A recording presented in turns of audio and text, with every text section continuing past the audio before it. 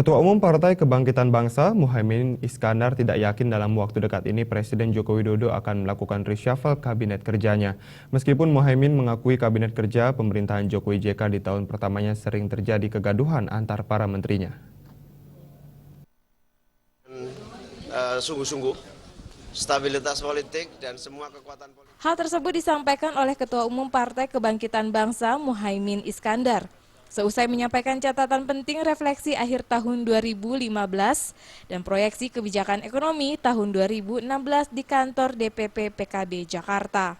Bekas Menteri Tenaga Kerja dan Transmigrasi ini mengungkapkan salah satu faktor kecilnya pertumbuhan ekonomi nasional tahun 2015 adalah sering terjadinya gaduh di dalam Kabinet Kerja Jokowi JK.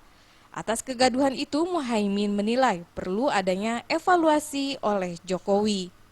Tetapi dirinya tidak yakin Jokowi akan melakukan reshuffle kabinet kerjanya. Meskipun banyak desakan dari berbagai kalangan untuk meminta Jokowi segera melakukan reshuffle.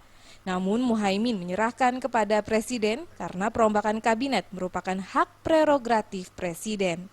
Ya tentu semua kinerja kabinet termasuk menteri dari partai manapun adalah bagian dari hak Presiden. Silakan Presiden menilai, mengevaluasi dan menentukan langkah termasuk reshuffle. Saya nggak yakin reshuffle dilakukan dalam waktu dekat. Muhaimin juga menambahkan di bidang sektor ekonomi yang harus cepat diperbaiki untuk dapat melaksanakan paket-paket kebijakan ekonomi yang telah digulirkan.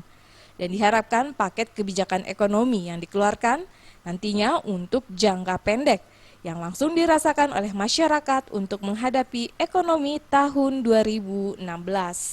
Dari Jakarta, Wahyu Sadiatmoko melaporkan.